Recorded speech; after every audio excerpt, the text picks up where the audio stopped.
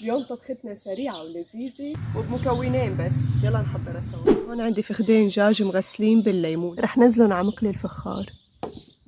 رح ننزل عليهم كوب مي. رح ناخد ورقة غار لحتى احطها على اللحم. حطيت المقلي على النار ورح نضيف بصلة صغيرة ومنغطيها، وبعد ما استوى نص استواء رح نزل الملح والفليفلة، زيت الزيتون، حرك ومنغطيها ومنقلها روحي لحتى تنشف المي.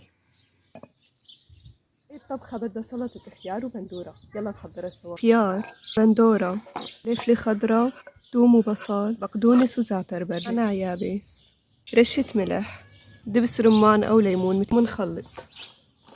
وهيك طبختنا صارت جاهزة، وهيك بيكون فيديو اليوم خلص. حبيتوا الفيديو لا تنسوا تعملوا فولو وتحطوا لايك وتكتبوا لي رأيكم.